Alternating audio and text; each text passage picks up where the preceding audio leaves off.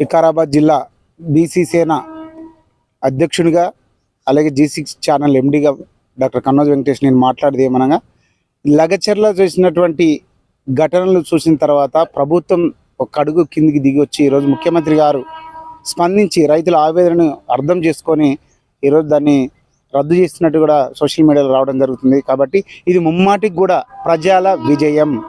ఎందుకంటే వాళ్ళు పార్టీలకు అతీతంగా ప్రజా పోరాటం చేసినారు.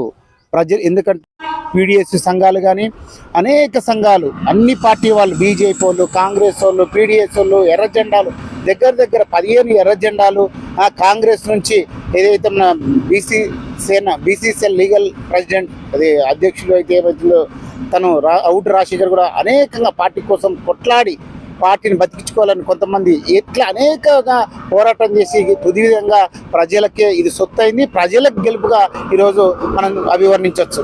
ఎందుకంటే ఒకరు పార్టీని కాపాడుకునే ప్రయత్నం చేసినారు.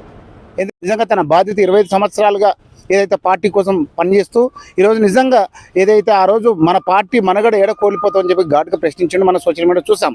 ఎందుకనేది ఈరోజు మీకు అర్థమైందని నేను అనుకుంటున్నాను. కాబట్టి ఈరోజు ప్రజల వద్దకు నిలిచారు, మీ పార్టీని కూడా ముందుకు పోయే దిశగా ఆలోచన చేశారని చెప్పి మేము అనుకుంటున్నాం.